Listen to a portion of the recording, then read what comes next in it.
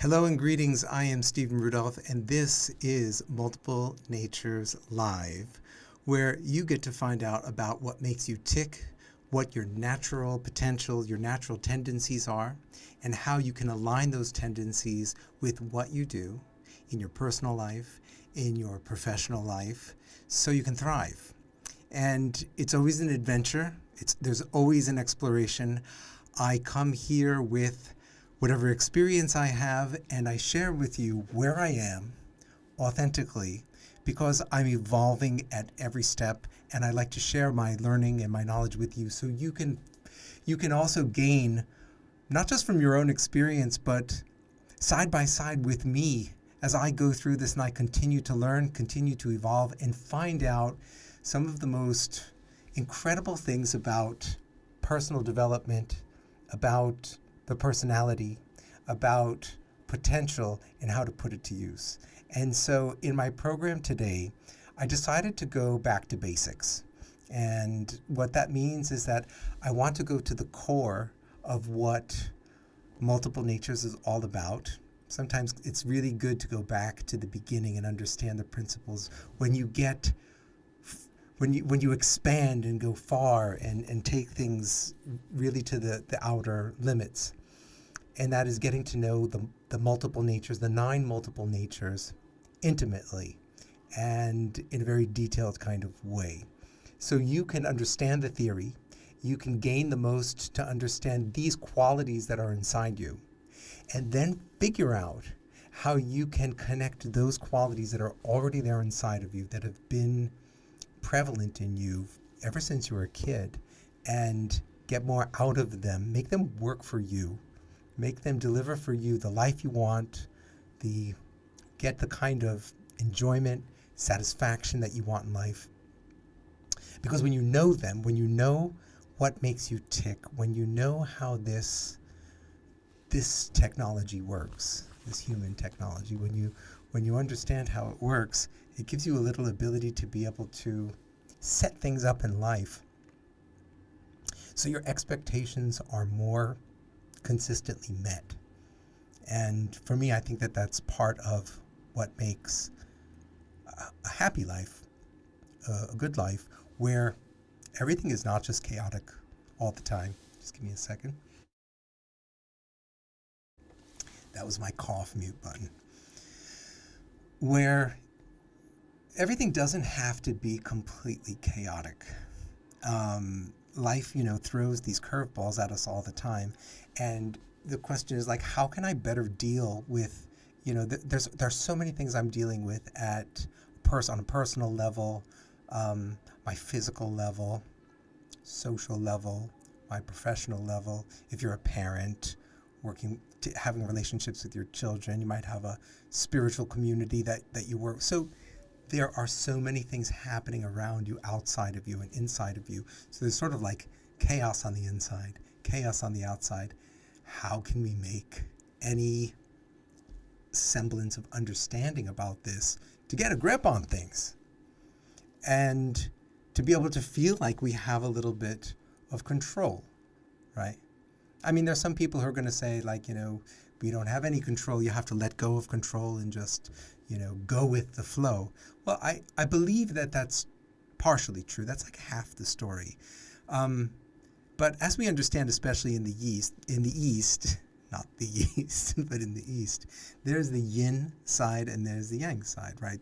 There are these polar opposites. So one of the aspects of life is to allow ourselves to flow and go free. And another is to control, right? So it's not that one is right or one is wrong. It's finding the balance between them. And the control side comes when you understand how the laws of the world work. Like if you drive a car, you control your car while you're driving, right? You understand how the steering wheel works and how the gas pedal works, the brake pedal works, and how your blinker, your indicator works, what the rules are on the road. And so you are constantly, in some form of control. And then once you have that control over that vehicle, well, then you have a degree of freedom to be able to go where you want, and even to put on some music and to enjoy the ride, and feel like, wow, I'm part of this whole great driving experience, or whatever it might be. So you get to enjoy that flow side once you understand what the vehicle is, and once you know how to operate it. So the same goes for you're operating your body and your psychology.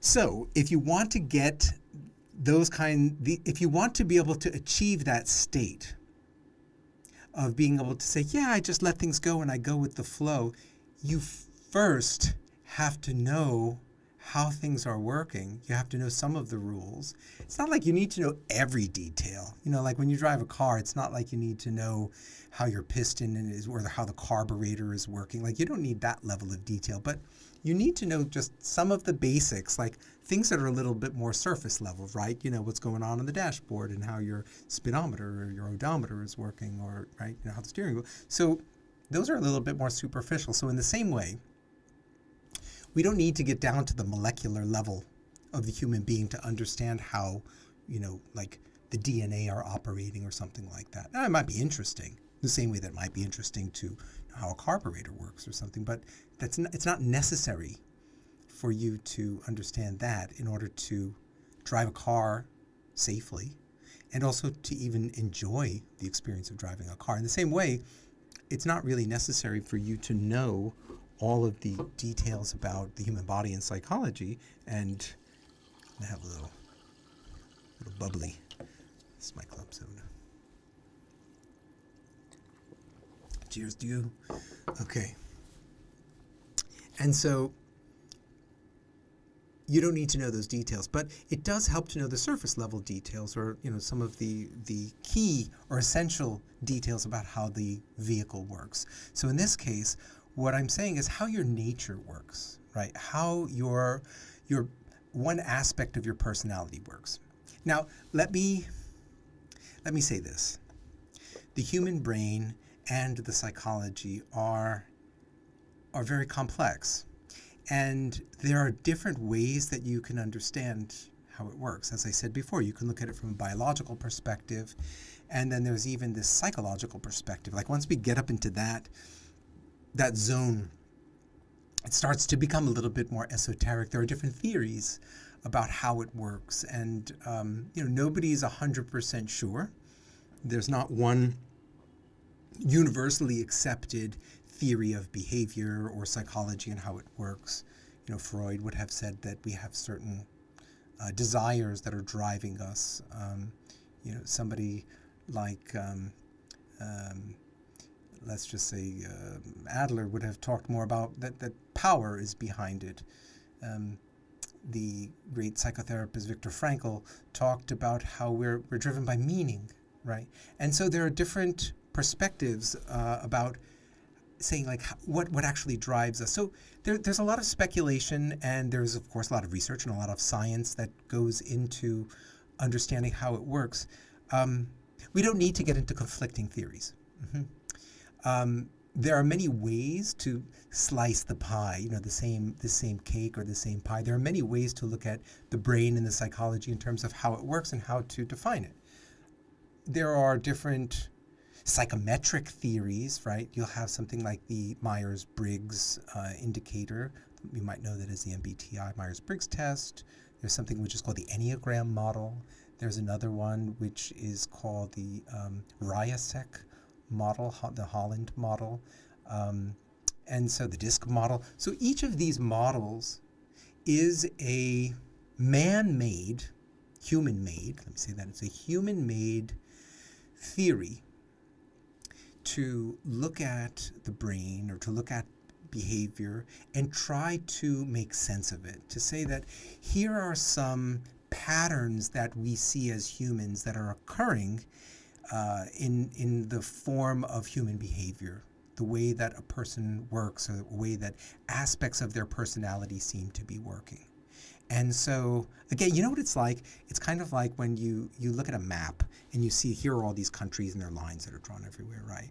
But when you look at the Earth from space, there's like no such lines, right? They don't exist. Not like when you're flying over Europe that you see a whole bunch of like, lines dividing up countries or something like that. In the same way, the way that the human brain and the mind is working is like the real Earth. And there are no like, little divisions like that saying, yeah, this is like, this part. We look at life and we kind of make theories to help us make sense of how the world is working. And it helps us. It helps us, like I said before, it helps us to understand what is this vehicle and how do I operate it? So I get some sense of control. That's the value of theory. And because we are humans, trying to come up with some finite theory about some sort of infinite, very incomprehensible existence, our theories will always be limited. They will be limited, and at the same time, having limited theories also doesn't make them necessarily wrong or invaluable. They're simply maps. Just like, okay, your GPS map, that's another one, right? You're sort of driving and it's showing you this map, right? And you're following it. But that map that you're looking at on your GPS, that's not really the real world that you're seeing. That's like an artificial map that's been superimposed. When you get out of where you are, you don't keep looking at the map, right? You sort of like dispose of that. And you go on to real life and see that real tree and see those real people.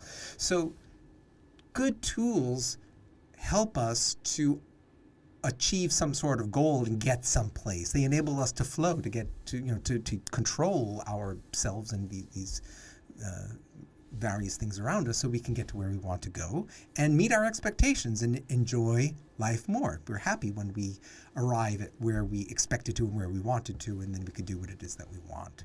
And so in the same way, when it comes to psychometric theories, there are different ways that people have looked at behavior and described it.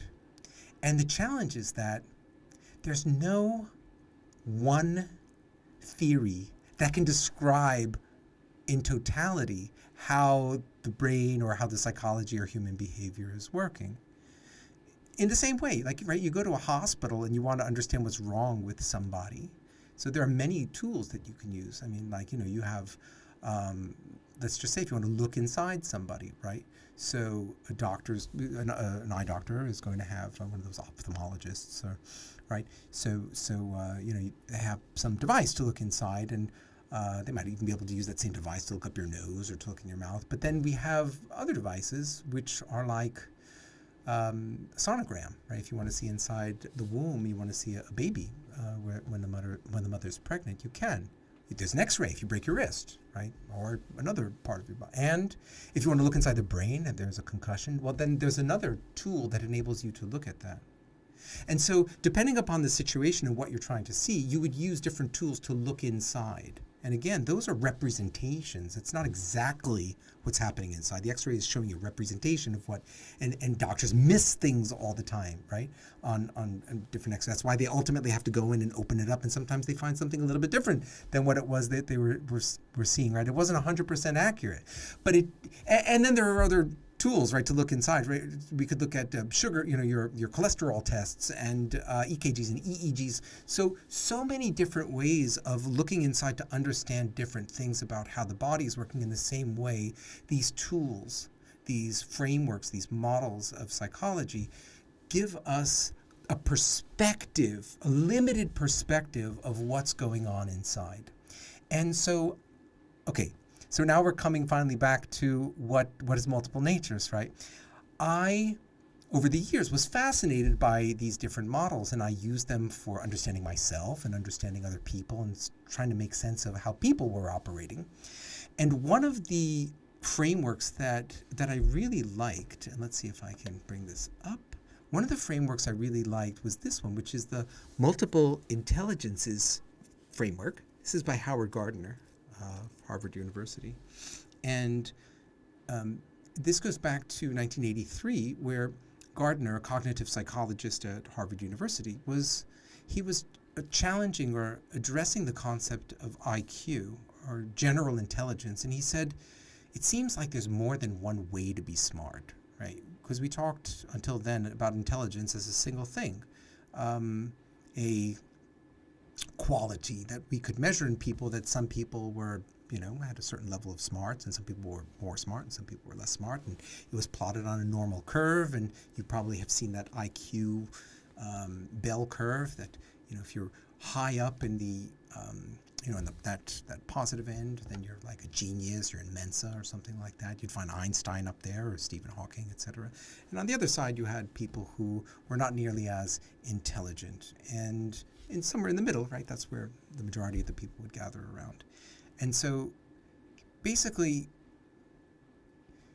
he said that there's more than one way to be smart, and what he defined as multiple intelligences are these. And just so you know, I've adapted this model just a little bit, and I'll tell you where I did and why I did. He talks about bodily intelligence, that you can be smart with your body. And so I've bifurcated this into two, like gross bodily, like your general bodily intelligence, your use of your stamina, your strength, your balance, and so on. And then I've also identified fine bodily intelligence, and that's more of like dexterity, your hands, your how coordinated you are with your fingers. And I did that mostly because, especially when it comes to careers, because there are some types of work where you really need to have a lot of physical coordination in the fingers, like a surgeon or a dentist or a fine artist or something like that, or somebody who's into working with like a tailor. And then at the same time, there are other people who might need more, coordination of their gross body, but not necessarily that refined stuff. So somebody who might be a fitness instructor, they need to be fit here, but they might not have to have that level of dexterity. So I made that change at that time. There are others here, such as interpersonal, so people, logical, linguistic, those you would understand. The visuals, I also split that one into two. Musical. So the visuals are basically, how you process things with your eyes, and one is graphic and one is spatial. So the spatial is more like 3D. If you played Tetris before, you know what I'm talking about there. And musical. I don't mean liking music here. I mean like being able to process it, being able to play instruments really well, those sort of things. Intrapersonal, which is self-reflection and thinking about emotions and whatnot. And the last is naturalistic. So connection to plants, animals, nature, and environment. And I loved this model because I had a school that I built in India years back, and it enabled me to understand the uniqueness among the students. Sometimes some students were highly naturalistic. They loved being outdoors, and if they had a chance to be with animals or something like that, that would really turn them on, or go into the garden and do gardening. Meanwhile, there were others who were more like linguistic. They were very good with language, and yet others who were had greater power with mathematics and so on. And so I could, some were interpersonal. They love to be with others and interact and joke and connect with other people. So I could see that in my children. And I like this model for that reason. Now, there has been a lot of criticism of this model. Some people say, oh, it's been debunked, or it's not it's not factual, etc. The interesting thing is that Gardner refers to, I saw this in an article of when he was talking about how he derived his particular framework. Gardner mentioned that the multiple intelligences were useful fictions. And I loved that. I loved a creator of his own theory calling his own, a scientist no less, calling his own tools or his own framework useful fictions. And what I believe he meant by that was that these are patterns that we can see in behavior. We can see that there are some people who are highly interpersonal. They're people. They're always talking to others, chatting with others. They have a big circle of friends. When they go to a party, they get around and talk to everybody. And so you know who those people are. You might be one yourself. You might be high in that particular quality. And you also know people who are the opposite, people who are not really interpersonal. They just get their energy from being by themselves. And if they have to deal with other people, it saps energy from them. You know people who are highly musical. that it comes naturally to them, that they don't have to work at it. They just sort of pick up an instrument and start playing. So you can see these things. They're self-evident. So Gardner basically made this, this set of categories saying, hey, I see these different patterns of behavior, and called it multiple intelligency. So I really liked this, as I said, for my students, because I could, there's something called differentiated learning or differentiated instruction, which says that different children learn differently. Some are more visual learners, or physical kinesthetic learners, or auditory learners. They learn by listening, etc. And so what I saw was that different environments cater to different children, and different activities do as well. And so therefore, this model was a good one because, and some of the criteria that I use for a good model are things like it's easy to understand, it's self-evident, it's practical, it's practical. There are not too many categories, there are not too few categories. So all of these qualities I found to be true. There were 8 of them, or first he had 7, and then an 8th was added, naturalistic, and then like a 9th was proposed, existential. I didn't include that. I've modified my version of it a bit. That's not important.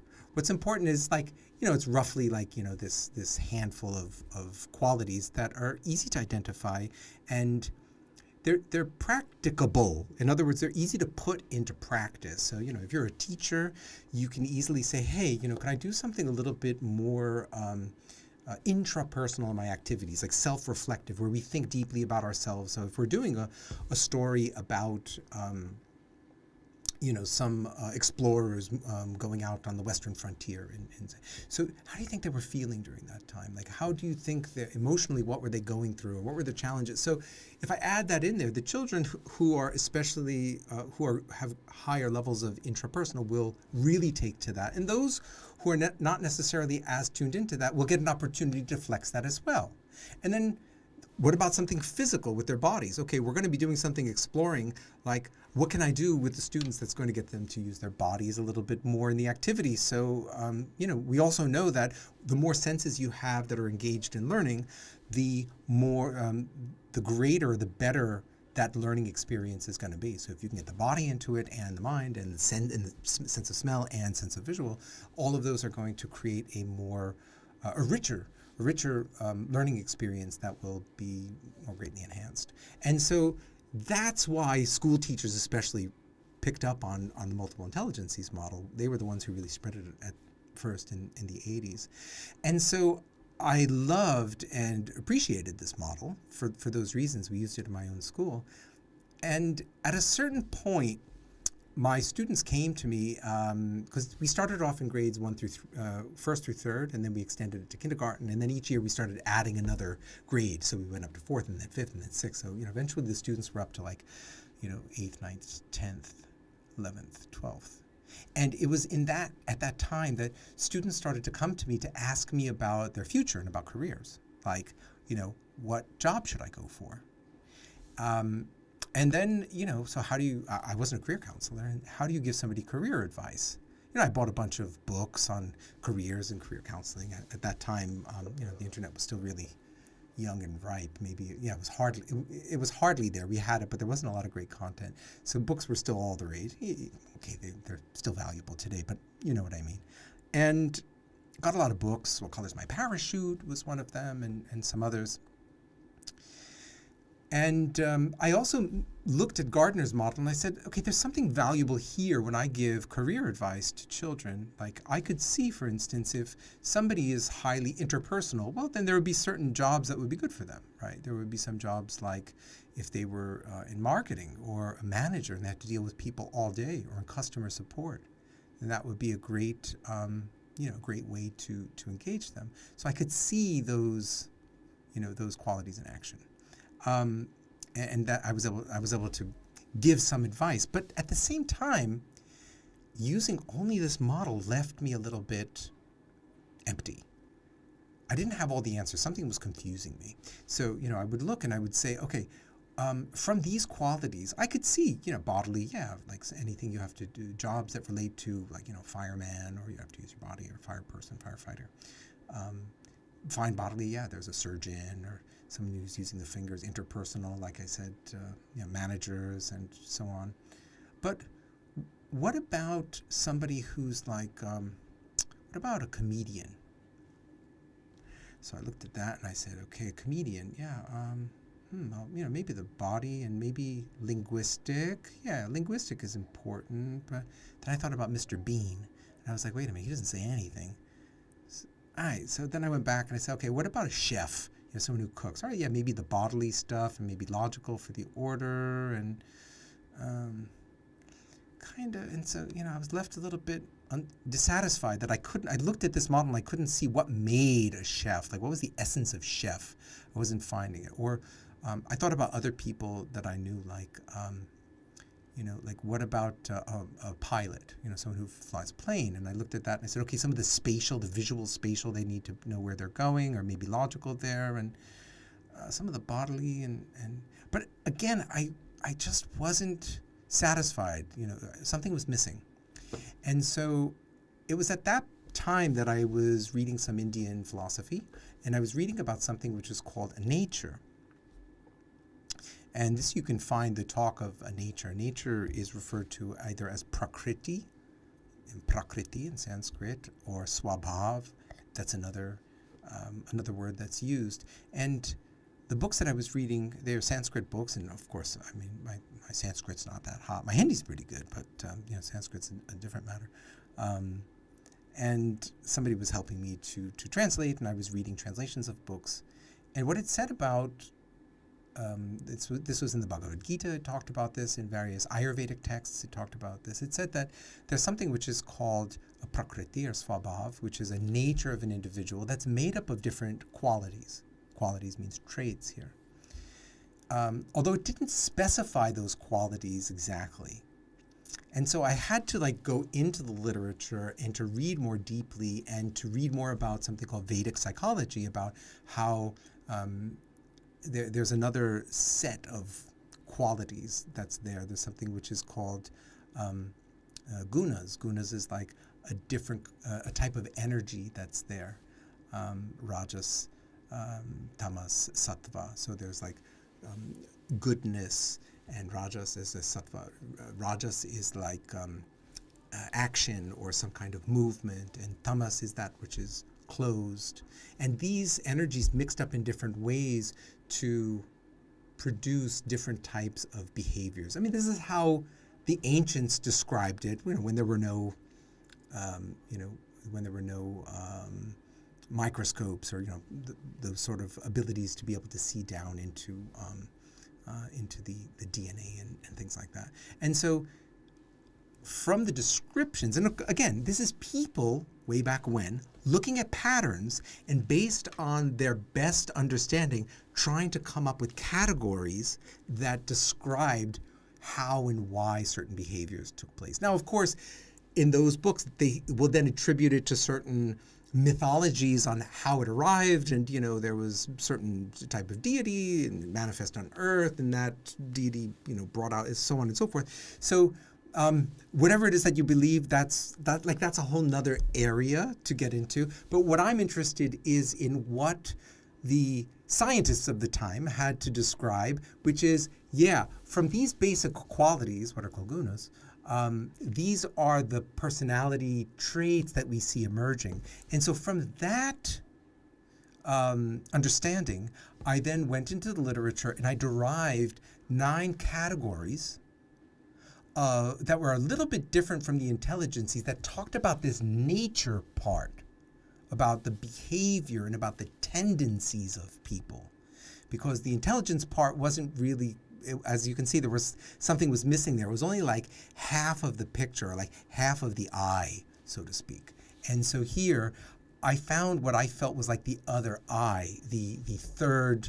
Like when you have 2 eyes and you're looking at something, you see in 3 dimensions, because only with one eye, you could do this right now. Like if you put one hand over your eye, do a little experiment with me, right? Cover your eye and keep it there, right? Yep, with your hand, keep your hand there, right? Don't take it off, just keep it like that. And so when you start to look around, you can look at different things. You'll probably notice that it feels keep your hand, don't take it off. I'll tell you when to take it off. I'll count 3, and at that time take it off, right? And so you look around and, look at me or look at your screen or kind of to the side or down or at your hand or something like that. And you'll start to notice things look a little flat. They look a little bit funny. So what's happened is that you don't have distance or depth perspective right now. You're looking at the world in 2D, right?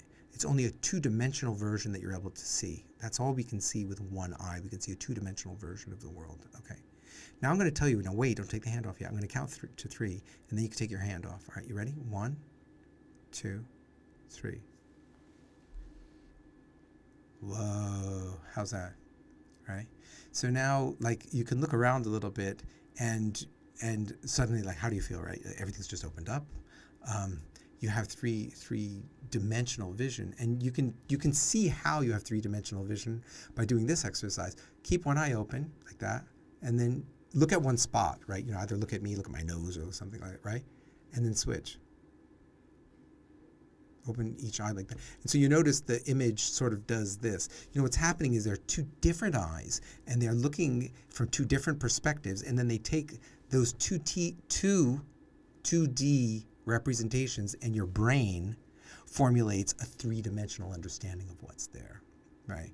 I mean, you might know this, you might not really have been aware of it, but we take it so much for granted that we're looking out at the world and we see everything in 3D. We don't even really realize that there's this equipment that is like creating almost like this I don't know if you say illusion, but it's creating that understanding in between our ears, so to speak. So in the same way, when you're looking out at the world and trying to understand behaviors only with intelligences, just with this model, what happens is that you're getting a two-dimensional understanding of the way people act. Yeah, some people are logical, some people are linguistic, some people are more musical, some people are more visual, some people are more intrapersonal, some people are more naturalistic, right? There's one type of behavior that's going on. But what we're not getting is that other eye, is that other third dimension. What's driving people? Like, why are some people comedians, or why are they drawn to that? Why do some people become firefighters? Why do some people become teachers or entertainers? Like, what's driving them? That part was totally missing from the intelligence side. And here I have, in my studies, here I have this ability to be able to look at the Vedic, the traditional Indian literature, and to understand that what is making it like different. What's that third eye? And I've derived out of that. Okay, here it is. Get ready. So here's what I derived, and these are the natures. These are the natures. And each of these, you have a protective nature, you have an educative nature, an administrative nature, a creative nature, a healing nature, an entertaining nature, a providing nature, an entrepreneurial nature, and an adventurous nature. So there are 9 of them. And so each of these describes a tendency of how people tend to act, how people tend to behave, what drives them. And we can see, if we go through them, that some people are more protective by nature, and what that means is that they have a tendency to prevent harm, loss, injury, mistakes, wrongdoing. So you know people like that. You might be like that, right? People who are always spotting the mistake and pointing it out and thinking ahead that this could be a problem and so on. So it's a real wonderful quality to have. And it's got applications everywhere.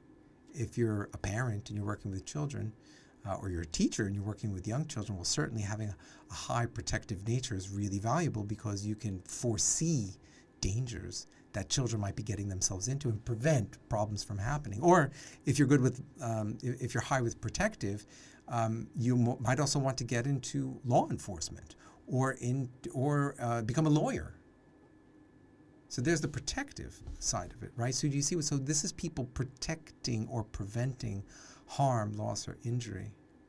And what's really cool is that if you connect these across with each other, so if protective connects with like bodily, right? That's your police officer. If protective connects with linguistic, well, that could be protective and linguistic. That could be an editor or proofreader, right? Protecting about language. So it's really cool, right? When you see how they start to work with each other. Educative, that's his tendency to teach or to explain. So that's what you see here with me, right? It's very natural. It comes out of me. I do it instinctively. I don't have to think about it. My first day of teaching, I like rocked it without ever having any training before because I naturally do that. And then again, those mix up with each other. Educative plus linguistic, there's a language teacher. Educative plus mathematical. For logical, that's a mathematics teacher and so on. Then there's the administrative, right? It's a tendency to organize work and get work completed. So you know who those people are, right? They're the ones who make really good managers. They're thinking, when I think of this, I think of my own mom, right? She's so organized. Like she's got all her ducks in a row. Look at her house. Everything is like organized. When I come in the door, if I've been I live in Cambodia. I don't see her for a really long period of time. I come back.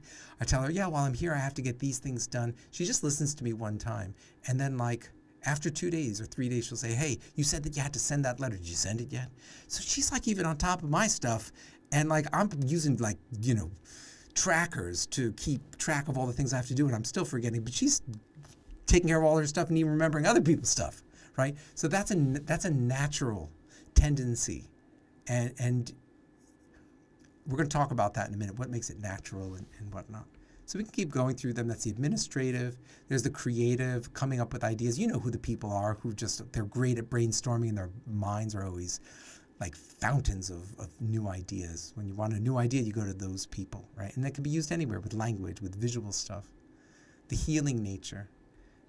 I find there are a lot of people, I talk about shadow natures. This is something I discovered recently from my work with AI. Shadow nature is you have this quality that's there and you don't even realize it's there, or you're at least not conscious of it. So there's some people, someone works in a bank, and they're helping out clients with opening up new accounts and this, that, and the other thing. And at the same time, they have this incredible capacity to sense pain, imbalance in other people. And they're the ones who everybody goes to when they have some emotional problem or some kind of spiritual or existential breakdown. You go to that person. That person's totally there for you.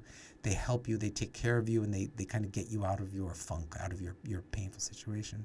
So that's it's a nature. Sometimes it's in the shadow and you don't realize it. Other times it's in the forefront. It's there. You're like, yeah, of course I know that about myself. But some people don't always recognize it as a nature. They know it's a thing that they do, but they don't see it as a active, living, almost like an organ, almost like a functioning part of the body. It's just something they do as opposed to something that's driving them and who they are. And that's important, to recognize these qualities as unique aspects of who you are, whether you have high protective or low protective or high educative, or whether your administrative is really low, right? It's important to know these things. And it's especially important to know them, a spoiler alert here, because they don't change much over the course of your life.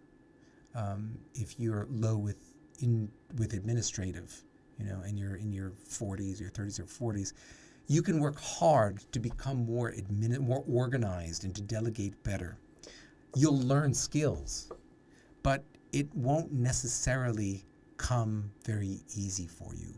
It's not that it's going to become you're going to become the most amazing organizer and administrator. You'll become better at it, but you'll become marginally better. And the degree of energy that you're going to need to expend in order to make that growth is going to be really high. And here's how I'll explain that with this chart. So this is the size, this is what I would call a high potential. That means that it's a big manifestation of that quality. You hear me sometimes refer to these as tigers, right? Like you have qualities inside you like tigers that have to eat. So it's like a big tiger. So somebody might have a big administrative tiger or a small administrative tiger. I like the term just because it's fun. There are a lot of things on here, and this is the one I wanted. There we go. And so this would be like a big tiger, so to speak. And so what I mean to say here is that if I have a big administrative tiger, I put in a little bit of energy, to organize an event or to learn some new organization software or something, and then I get a big return on it. I put in a little of energy to learn how to delegate and, more effectively and follow up with people, and I get a big return on it. It really works. So these are people who learn quickly, and they learn quickly because that underlying nature is already big. It's already manifest. It's already very much established. And that's how you know if it's a big tiger, which is how quickly you learn, how quickly you achieve progress when you make effort. So this is effort, and that's progress, effort, and then progress. So like you learn really fast. And you can think about yourself right now. There are probably some things that you do instinctively that if you put a little bit of energy, like you get a big return on your investment. You say, oh, that's like super easy for me to do. Like, no problem. I don't have to think about it. For some people, it will be teaching, explaining things to others. Oh, I love it. I'm really great at it. And for other people, it might be like working, I said before, working with language. It comes really easily to them. Or interacting with people. Oh, it's really easy for me to do that, and vice versa. And so that would be a medium-sized tiger. You put in some effort and get back some result. Put in some effort, some result. Right? So if your administrative tiger is medium, you learn some new administrative methods, some way of managing team members and keeping track of them. And you're putting in the energy and you're kind of learning, and it's going. You'll get there eventually, but it will take much more time. And then there's the last one, which is it's a small tiger. It's not a naturally big or well-expressed quality. It's not an indictment. It's not a judgment on you. It's just that it happens to be smaller for you. And everybody's got big ones and small ones. So, everyone gets a gift in the game. Everybody can be happy with their unique set of tigers. So you don't have to worry that someone else's gift is better than yours. Every single person has the ability to achieve what's called swasta, or enduring happiness and enduring well-being. So this is the last one here, which is, you put in a lot of effort and you only get back a little bit of a result. You put in a lot of effort, you get back a little result. No matter how hard you try, you put in all of your effort. And so, again, here, what I'm saying is that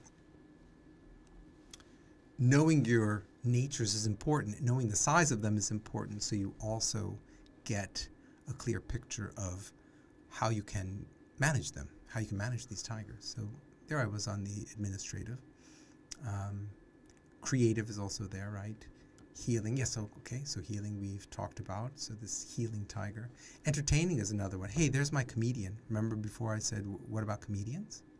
So there are some people who are naturally funny. They're naturally dramatic. They know how to stir up a situation, how to make people laugh or amused, to pay attention, to stay focused on them. They know how to use intonation if it's their voice, or certain words or languages or language or images. Sometimes it can be done visually, not just a cartoonist or an animator. You don't see them, you don't hear them, but their work itself can make you emote. It can attract you and make you be connected to it. Providing, that's giving, serving, helping, taking care of. And so there are certain people who just have this in abundance.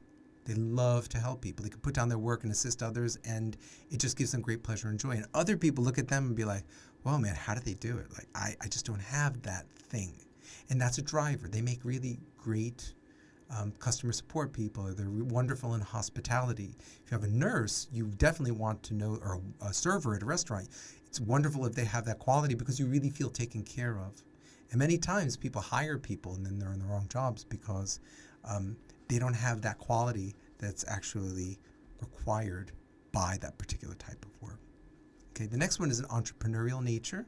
And this doesn't mean an entrepreneur, but it's a quality of being able to generate value or to extract value from a situation or from a technology or some sort of tool. These are people who, sometimes they become entrepreneurs, or they can be social entrepreneurs. They come into a situation and they see a need, they see different resources, and they know how to bring things together in a way that will sustain and scale and bring value. Okay, yeah, it could be a company or a startup, but it could also be a school, right? Somebody comes in and they see here's a need, here's a particular community. It might be underprivileged children, and then there are some funds, and they know how to get hold of them, and then there's some people who they can teach, and there's somebody else who can train, and they can get a building from somehow, and so they manage to put that all together to create value, which is learning for children who are from a lower socioeconomic background. So that's also an entrepreneurial quality. Yes, you'll also find it in like bargaining and negotiating and those kind of things. That's definitely a place where you'll find it, but I want to show you how it manifests even in the world of work. Okay, the last one is an adventurous nature. So this is a tendency to take risk, to do things that, well, I guess other people might consider to be dangerous. And it's not only physical risk, but this could be financial. It could be even something related to personal growth or development. Like I know a young woman who recently went on a Vipassana retreat. So Vipassana, if you don't know, is a practice where you don't speak for like 10 days. You go into an ashram and you stay there, and you live in a very austere way, and you don't speak for 10 days or so. It could be 7 days, it could be 14 days, but she did one for 10 days. So that's a little adventurous, right? To go, and she went to Nepal to do this, and so she went to a really distant, remote place where she didn't know anybody, and into this ashram, and she's not. So that's there's a lot of risk and a lot of not knowing, especially inside. Of course, the adventurous that most people know is the stuff we see on YouTube of people like in wingsuits and jumping out of airplanes and doing all sorts of extreme stuff. That's adventurous physically. Look, crypto is also something adventurous. I know somebody who took a lot of money, and they took money on credit and sold houses and put it all into crypto. Some made money, some lost a lot of money, but that's certainly very adventurous. So that's the final quality that's there in natures. And again, as I said before, why I was satisfied with the model is because I feel that it effectively identifies or defines the patterns of how we behave, the tendencies of how we tend to behave. The word we might use here is orthogonal. In other words, that each of these, if we see these, are kind of unique. Each one is unique, and they're different enough from each other. And they're not too much overlapping or conflicting. And I was able to see, how I tested this, was I could say, can I find someone who's protective but not educative? Yeah, there might be somebody who wants to stop somebody from doing something wrong, but they're not really interested to teach them what they did wrong or why they did it. And then I would go back and forth. I have examples of where you've got people who are educative and not protective. Well, yeah, you might see this where somebody teaches somebody how to do some dumb, dangerous trick, and they're not really protective. The other person does it and they get injured. So that would be a highly adventurous, highly educated, low on the protective. So I went through to sort of test these out, and I found that, just as I said before, there are enough of these qualities. Right? It's the right amount, not too many and not too few. They're easy to understand. They're, like you can see, the terms that are here, are easy to understand. It's kind of everyday language, and you can see it. You can see it. Right? You can see people who are educated. Those teachers who you loved, who love to teach you. Their biggest payoff was just explaining things to you, right?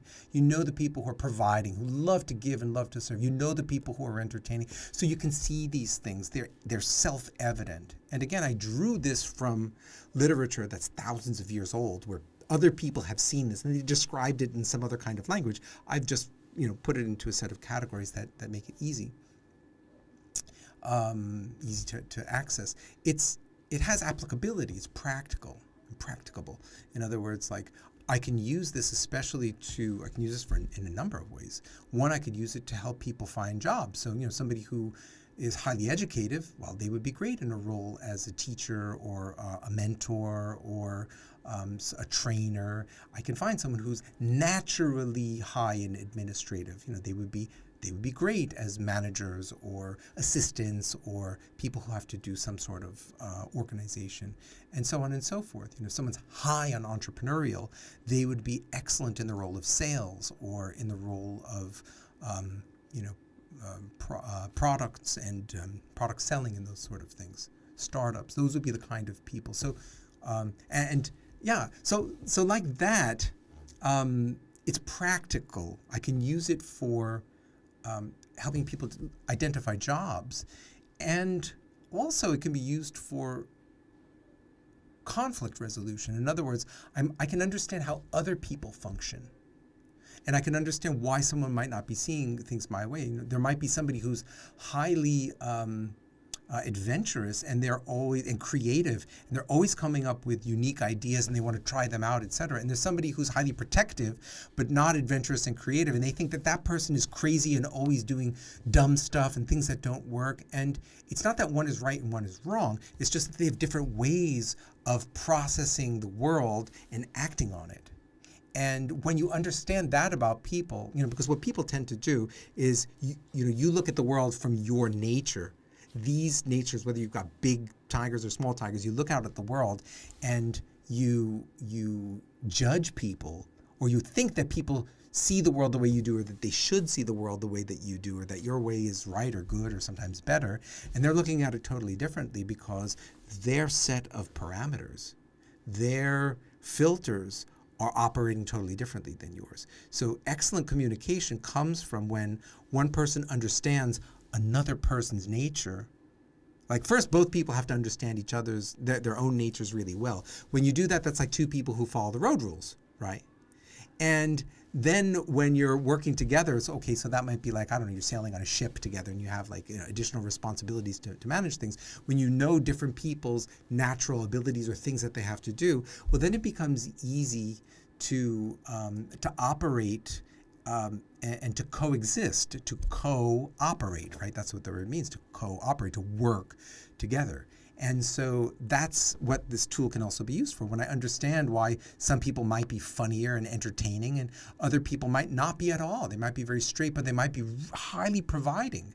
And their genius comes in understanding other people's needs and desires and helping them to fulfill them so they get to where they need to go. So this model that I've shared with you today is the multiple natures model. I've expressed to you how I developed it and what the process was, how it came about, and why it's valuable. I differentiated it from the multiple intelligences framework of Gardner. And I showed you also to a degree like how these two side by side act together like a left eye and a right eye. You're looking at those. When you can see someone on the right side highly protective and they are logical and linguistic on the left, well, that could be a lawyer. Hey, but you know what? That could also be a cybersecurity person. Whoa, right? Highly protective and logical and linguistic.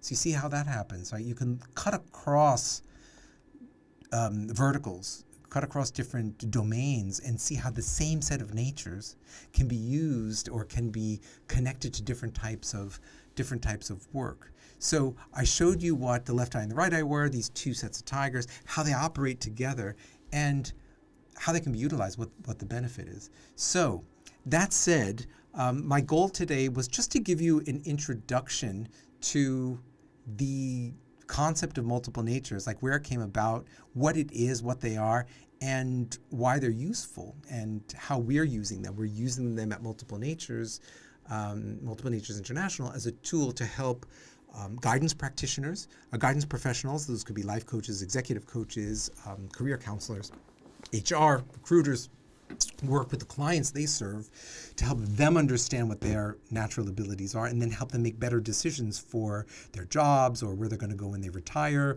or what they could do as a part-time gig, or if they're burnt out, what they might want to do as a hobby or leisure activity in order to balance themselves out. So this is how we can bring people to that freedom. We can bring people to cruising in life and letting that flow side go by first understanding how the vehicle is operating, what the different parts are, and how they work together. And so if you would like to find out more about that, there's ways that you certainly can, which I'm going to mention in just a bit. And the last thing that I'll say is, coming back to the very beginning of my talk, that the category of natures, the way that I've shared it, just as Gardner explained, he said that they were useful fictions. They're patterns that we see as humans, that have been seen, that I've seen, that you can also see. You know these, it's evident. And they're imperfect, but they're valuable and they're useful to help us understand at least a little bit better how this complex brain is working and how we can guide ourselves to connect and to align with the activities that we do, so we can have a little bit better control over it. And when we get that, then we've got the ability to flow, and we have the ability to find that enduring health, that enduring happiness, what might be called swastha in Sanskrit, or eudaimonia in Greek. We got that term from Aristotle way back when. And so that's what's really possible. And so I hope that you also feel and agree that this combined model of the intelligences plus the natures is really like that left eye and that right eye. When you know what these qualities are, it's not going to solve every problem for you. Let me tell you that. But it will certainly solve or can be used to solve lots of problems or challenges that you're facing around why am I feeling burnt out, or why do I feel frustrated right now, and what kind of changes can I make in my life so these natural qualities, these natural propensities can be better engaged or connected to the things that I do on a daily level. And I can go on because this is an endless ocean, and for me it's fabulously fascinating. And but at the same time, let's leave a little bit more for a next episode. If there are questions that you have about this, things that I've talked about that you'd like to know about more, about the multiple natures framework, the multiple natures model itself, or the intelligences, or how they work together, then feel free to ask me. Drop me a message in wherever you might be viewing this from. Send me an email. In case you would like to find out more about your own nature, you want to know which one of your tigers are big, is the protective a monster, is the adventurous really small. If you want to know what those things are, and you'd like to find out how that might connect with careers and stuff like that, you can take the multiple natures test. And so you can do it online. It takes about 20 minutes. Hook up with me or one of our many practitioners from around the world and talk to them and find out how they can give you guidance to feed your tigers so you get that life that you're longing for. It's something wonderful. It's something that I'm living, and I just want to share it with you because I'm enjoying it on a daily basis so much. And in case you're a professional, you can also take our course to use this with the people who you serve as well. And let me say this: you are unique. There's nobody like you. You already have everything that you need right now. It's just a matter of finding it, identifying it, and engaging it better so you get the control and you can have the flow. And so with that, I will tell you my last bit that I always share, which is to feed your tigers before they eat you. Don't forget to subscribe, like this video if you really like it, share it with other people. Let's share the wealth, share the gold, and I will see you sometime in the near future. Multiple Natures Live. Thanks for being with me. Take care.